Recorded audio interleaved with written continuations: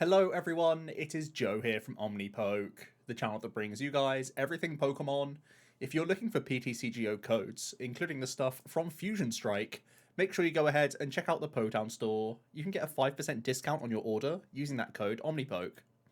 For today's video, we are going to be looking at the League Battle decks for the Rapid and Single Strike Urshifu V Maxes. These are very, very playable cards, even in our standard format right now, so they are a really excellent product to adapt for new players or returning players coming back into the game who haven't bought cards for the last 2 years because there hasn't been any IRL. But as these tournaments are starting to open up and we have got a schedule for next year for tournaments to come back, I think it's a really good time to pick up these products, tweak them, and then suddenly you have a standard ready deck to start going to grassroots events or just start testing at home. So we're going to start off with the Single Strike Urshifu VMAX deck, and this is what comes straight out of the box. You get yourself a nice 2-2 line of Urshifu VMAX. Houndoom is the main accelerator here. It functions off of Single Strike energy that you can see down here, the special energy that increases your damage output, but the biggest thing here is that it can be pulled directly out of the deck via your Houndoom. So that really is the function here. We're going to try and get as many Houndoom out into play as possible, and that helps accelerate the energy to make these pretty high energy attack costs more achievable. So that really is the core strategy here. We also have laser focus on the regular Urshifu V, that you can attach a fighting energy and then search your deck for 2 extra fighting energy and put them onto this Pokemon. That can really set you up for Impact Blow or Gmax 1 Blow on the VMAX that you can see here. The one thing I would note is that you only have 220 hit points, so if you are using that laser focus, you can get instantly knocked out by some higher damage output archetypes. The box does come with Stone Fighting Energy, though, to make that potentially a little bit more reliable. You buff yourself up to 240 hit points. So coming out of the League Battle deck, you actually have a bit more survivability than you will in the list that I'm going to be tweaking here for using that laser focus. The uptrade, though, is that we're taking out those sorts of cards and adding in more consistency cards to get more Houndooms into play. So in the long run, we'll be better off not relying on this laser focus. So really, it's all about getting those Houndooms out, getting into our VMAX. The Gmax 1 Blow is a huge one-hit KO potential option. 270 damage can be augmented even further with those single strike energies. So if you start adding 2, 3, 4 of them on, you can be one-hit KOing other VMAX Pokemon, and that's where the main advantage comes from the deck. Then you have some other single strike cards like Urn of Vitality, which can reload the single strike energies for you to use again with Houndoom back into the deck, and then Houndoom gets them directly back into play to continue accelerating your energy cards. And you also have single strike Scroll of Scorn, which can be a low energy attack option in the deck. After you've used a Gmax 1 Blow, you discard all the energy from yourself. If you're able to then take hits from opponents' Pokemon, you can simply scroll, attach, and hit straight back into them, which can be a great way to, again, set up potentially the next Pokemon or deal with a lower hit point Pokemon and then look for things like Boss's Orders to be your closing option with your next Urshifu. So that really is the emphasis of the deck as it comes out the box. Now, what I will say is these archetypes are obviously fantastic and they are a really, really good value product, but there is still some fluff in here that we want to remove and streamline our strategy that little bit more. So we will be cutting some Pokemon. We'll be getting rid of Stonejourner and Oranguru, really because we want to flood our board with as many Houndoom as possible and then just have our attackers. The Stonejourner, a much weaker attacker and just has the same typing anyway as Urshifu, so we don't gain much of an advantage here. And Oranguru, although that Primate Wisdom is not bad for protecting things like Urn, protecting things like Boss's Orders when you are using cards like Professor's Research, it can also mean that if you draw into Single Strike Energy, you could put them to the top of the deck so you can Houndoom them straight back out, so you don't have that issue. It's not necessarily a core card that we need to have here, and again, it's really just that bench management is going to be dedicated to these Pokemon here and the other Pokemon that we're going to be adding into the deck in a different way here. So those are the cards we're looking to cut. A couple item cards that we don't necessarily need. Escape Rope is going to be replaced by Extra Gusting from our Pokemon anyway. Tool Scrapper and Ordinary Rod, some sort of excess cards. I think we have a better upgrade to Tool Scrapper anyway in the tool department.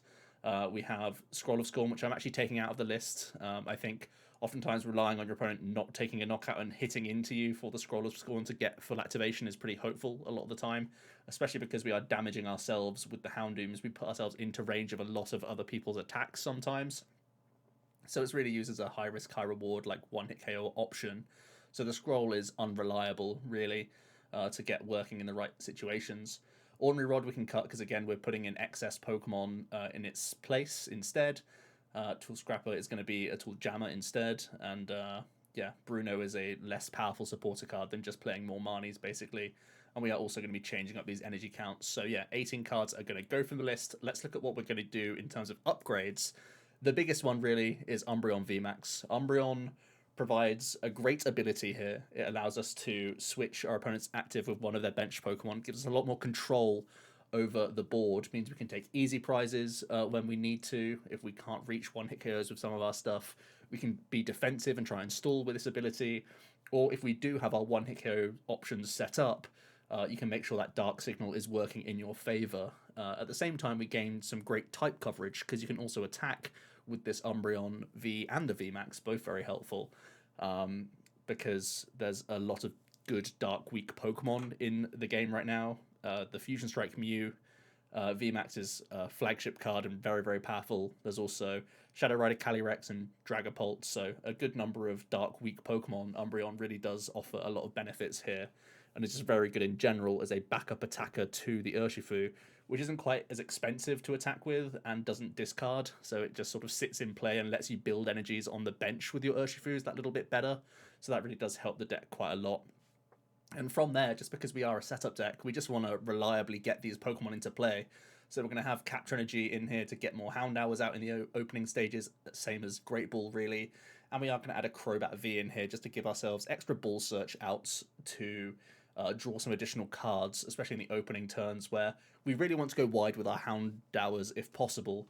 And if you are the player going first, sometimes using Crobat can net you a decent amount of cards to then get yourself multiple things all at once, be it digging for Capture Energy, digging for extra Hound Hours, or just your attackers in the first place. Crobat is very flexible and can draw us some good cards here.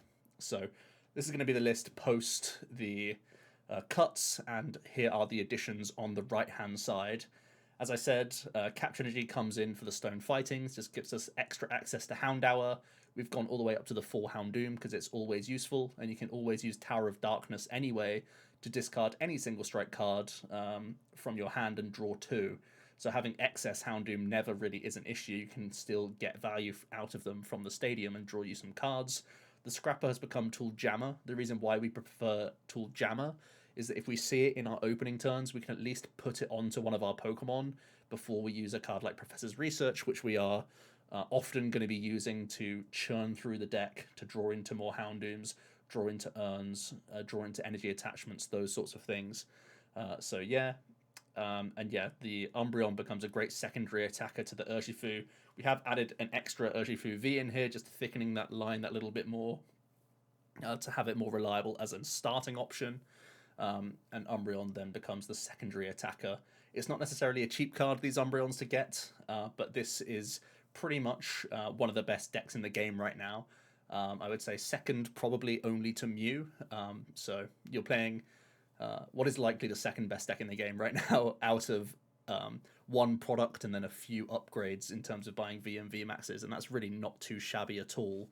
The other things here, just an extra Marnie, which is a really easy supporter to get. A couple of Great Balls as well. These are very cheap cards, and Incense. So really, all we're doing is padding out the Ball Search, padding out our attackers, and making sure that we get these Houndooms out in as many games as possible, because that's really going to be what the deck relies on. Now let's turn our attention to the Rapid Strike Urshifu VMAX deck. Quite an interesting one. It's been a long time since we've seen Cincino work very well with Rapid Strike Urshifu. I think since Chilling Reign, the engine has not particularly been that popular because we have since had a better upgrade, but Octillery certainly is a great engine to keep an eye out for. And yeah, some decent accompanying cards here as well. So let's talk about what Rapid Strike Urshifu aims to do. And really, the card itself is just so powerful in a vacuum that you build completely around its 2 attacks. The Gale Thrust, just a 1 energy attachment, can do 150 damage, which is very, very efficient. And the G-Max Rapid Flow, thanks to the cost of Rapid Strike Energy, a special energy which provides 2 energy cards in 1, means that 2 attachments can get you using G-Max Rapid Flow, discarding all energy from itself, but you're able to put 120 damage on 2 of your opponent's Pokemon, which is excellent. We have no bench protection in the game right now, so that means you can really target down any Pokemon that you want to, set up damage in a very clever way for yourself to give yourself options all across the board where your opponent really doesn't have many safe places to really hide. So, yeah, very, very strong there. Like I said, artillery is fantastic. It gets your Urshifu into play, but it also can scout these special energies out of the deck because they have the Rapid Strike tag, which is always very helpful. And then for this engine, we're using Cincino to use Make Do to try and draw towards some Power Spike cards, the likes of Cheryl, for example, Boss's Orders. These are cards that we'll be looking for. There's even a Pal Pad in the list to try and reload this card. It can fully heal your Urshifu. You do have to discard energies, but if you do it after a Gmax Rapid Flow, you'll have none on you anyway. And even if you're just using Gale Thrust over and over again, losing one energy attachment isn't the end of the world to undo a lot of damage that you've received. So that's the idea straight out of the box. What I have already mentioned, though, that since Chilling Reign's been out, Cincino's fallen out of popularity in favor of Inteleon as a engine, and Inteleon's actually in a ton of engines. It's not just Urshifu that uses that. So you will get familiar with Inteleon as you start playing more and more games of Pokemon. So we are going to strip away the Cincino line. Also, some of these other Pokemon aren't too helpful. The Phalanx isn't doing a huge amount of damage here. Again, it has the same typing as Urshifu, so it doesn't give you much of an advantage in that respect. Zigzagoon is going to be replaced damage-wise by Inteleon anyway, and the Cincino package will go into the Inteleon engine as well. The one thing I'll note is that you need to make even more space to make the Inteleon line work here. So we're going to trim one Remoraid out, again, because we're going to thicken our line of Urshifu, our main attacker. We're going to get rid of the Ordinary Rod. Our supporter engine is going sort of more streamlined, so we can get rid of the Pal Pad and get rid of some of these other supporter cards that aren't super powerful. The Cheryl, although it is powerful in this list, we're going to go more aggressive with the deck. So we're going to have a different approach here and try and use G-Back's Rapid Flow a lot more often, which speeds up the damage that we can deal. So we don't necessarily need the defensive tool of Cheryl. Boss's Orders as well, because we can bench snipe everywhere. We only need one copy of this card. The Tool Scrapper, the switches aren't super important when we're focusing less on Gale Thrust and more on G-Max Rapid Flow going forward. So we get away with just having Tower of Waters and Escape Rope anyway. We feel a lot more comfortable there. And we are going to be switching up our energy counts as well. I'm going to cut the Stone Energies once again. Not that these are bad cards, it's just that there's so much Fan of Waves right now. You get punished quite heavily for playing Special Energy. And we already are susceptible to that thanks to the Rapid Strike Energy. So we're going to stick to 3 basic energy in the list here as well. So let's have a look at the upgrades for this specific list. First of all, Raihan is a really key supporter that we're going to try and use in this deck to give ourselves some energy acceleration. The idea being that we can attach a basic energy from our discard pile once we've suffered a knockout straight onto an Urshifu, and then you can go ahead and search your deck for any card you want. That can be the Rapid Strike Energy, or if you have Artillery in play, the Rapid Strike Energy can be found that way, and Raihan can get you another piece of your combo. So you can get a G-Max Rapid Flow out of nowhere, basically. With no energy in play, you can still make that happen for you. So as you sacrifice prizes, you can use Raihan to get big bursts of damage output, essentially, as your Pokemon get knocked out. So this is really, really helpful for you to get multiple G-Max Rapid Flows. And like I said, we're going to try and make the most out of that second attack on Urshifu, which means we're going to add in these damage modifiers to make our bench pressure even stronger. Both Persimmon and Telescopic Sight can add an additional 30 damage to V and GXs on the bench that we're dealing damage to. That pushes our 120 damage snipe up to 180 if they're both, well, the Telescopic Sight is on our active and the Persimmon is on our bench.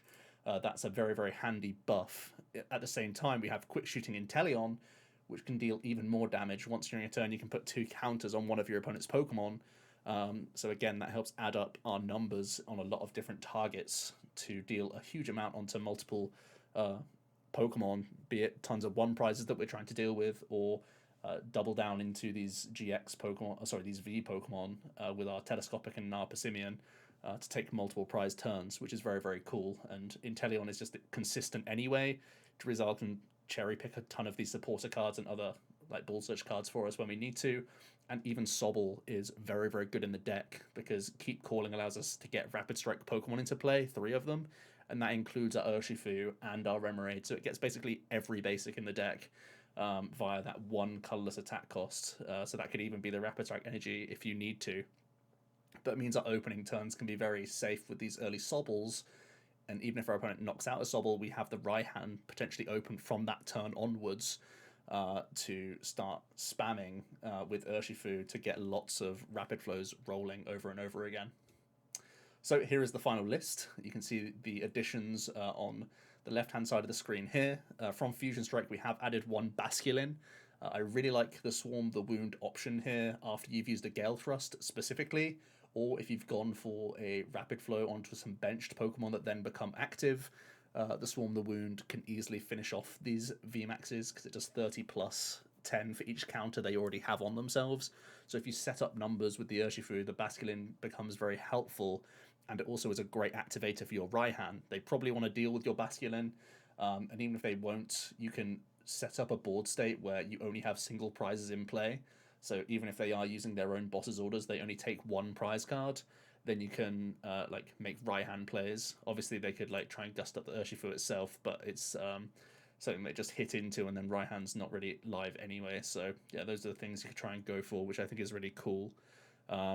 We have kept the Fan of Waves. This isn't like hugely popular in Urshifu, but I think it's just a valuable card in the metagame right now.